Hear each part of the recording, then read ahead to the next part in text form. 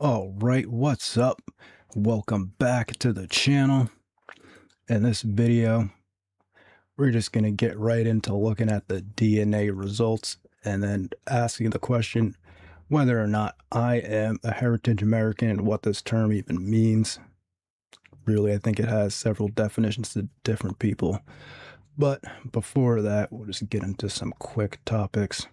The video won't be too long though.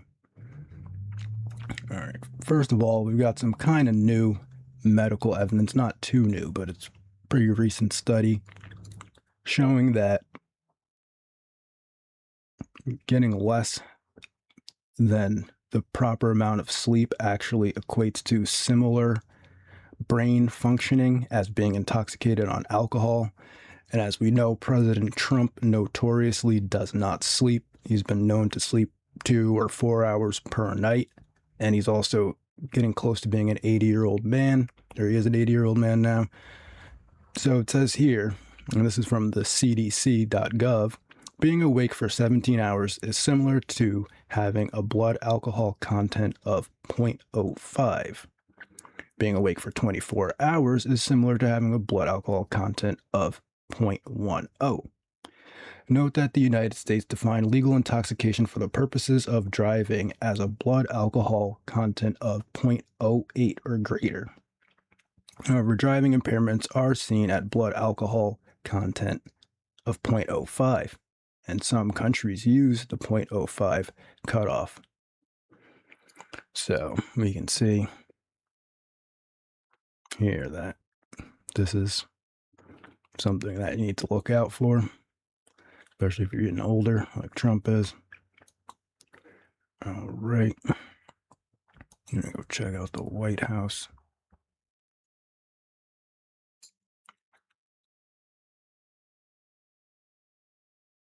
I heard the reflecting pool turn green.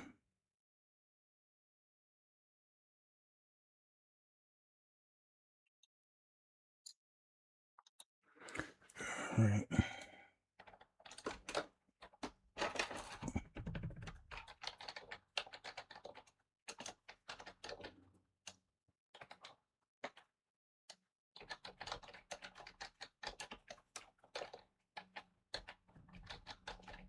Did I spell that right? Epstein or Epstein?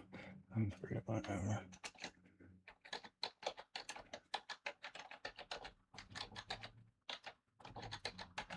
I'm probably gonna get in trouble for this.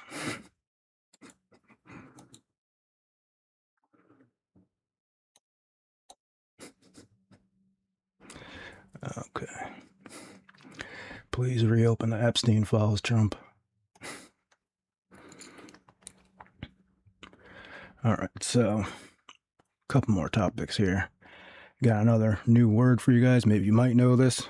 I just learned this word recently. This word, spalling. So what is spalling? Or fragmentation? Basically, two names for the same thing. Secondary injuries related to bullet fragments that radiate away from the point of impact after making contact with an armor plate. So basically, that's really like the question with the whole Charlie Kirk case.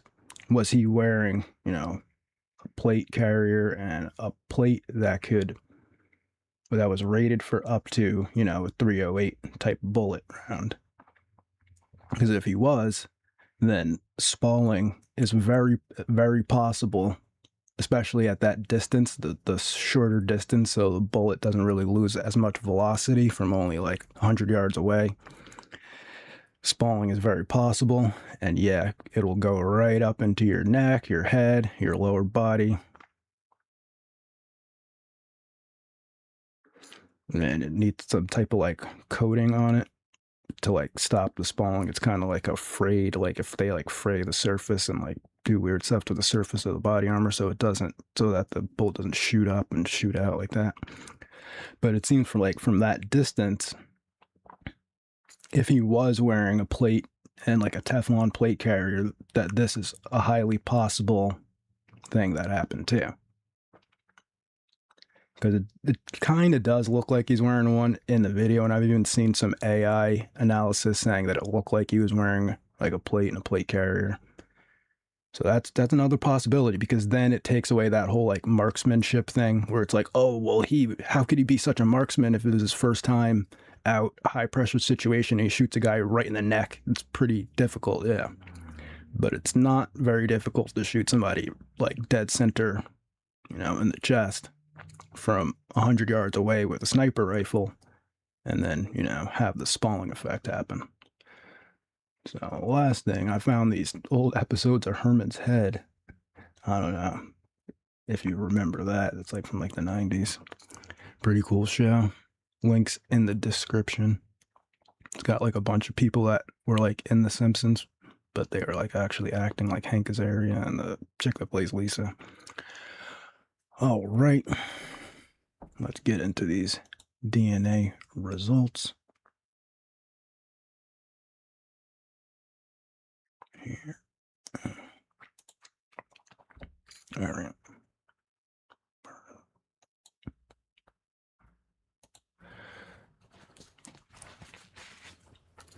All right, so you can see here that we got the DNA test results.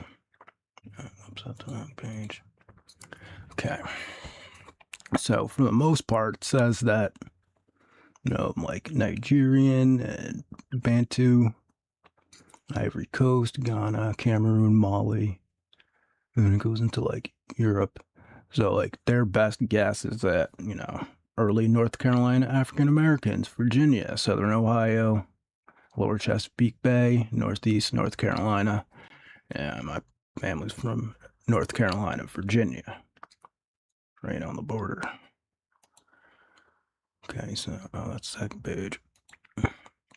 So keep in mind, this is my mom's DNA test, not mine. So you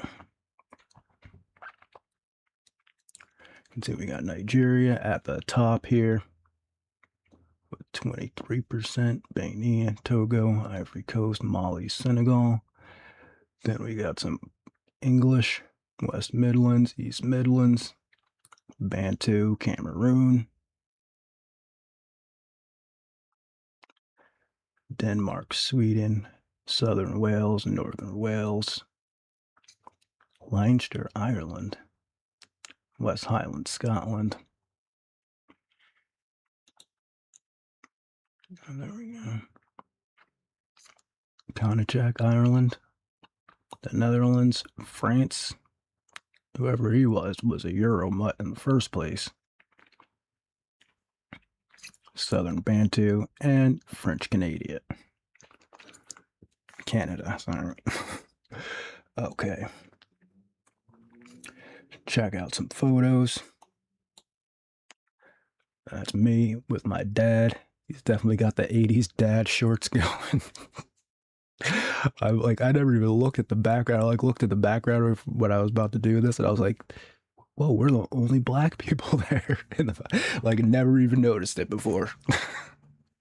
Never even paid attention to it. So that's my dad's mom, my mom's dad. Duh. There you can see his skin complexion. I'm gonna go back the other way. That's what I was saying. Like whoever his grandfather was like straight Euromut. Like as you have all these different places. I guess they could have got combined in Europe. So there's the same guy, my mom's dad, in his World War II uniform. Apparently he was in the Battle of the Bulge, and he had some medals and stuff. So you can kind of see, he's definitely mixed race. Like anyone would be like, oh, this guy's mixed, or like half white, or I guess only a quarter white though. But you can see, I kind of look like him, not too much.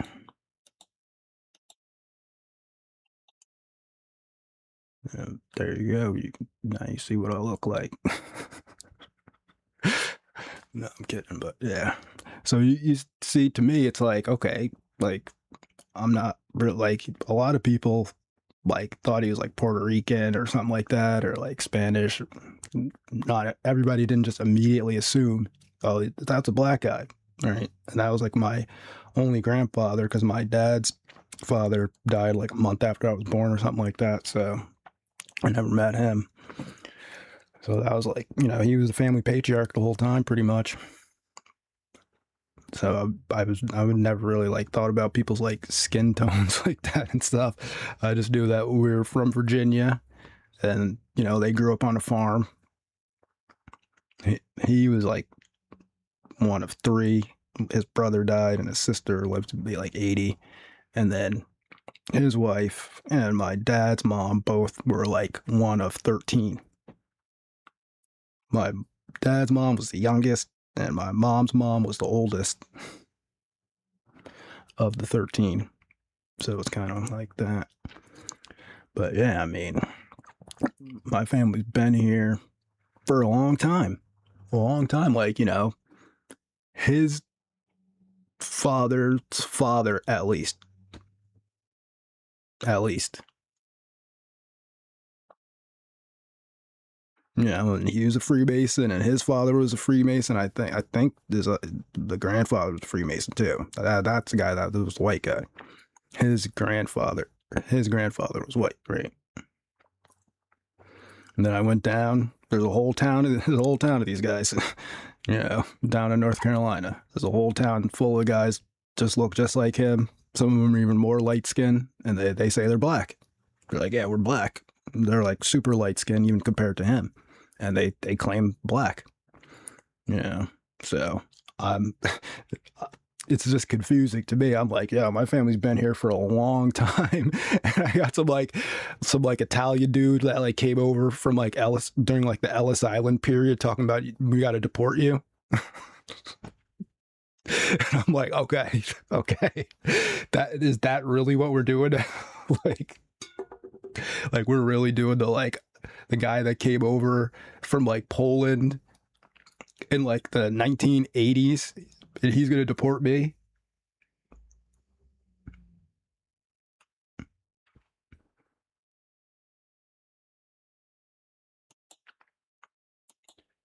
Right. That's the video. Hope you enjoyed it. If you did, thanks for watching. Have a good day and peace.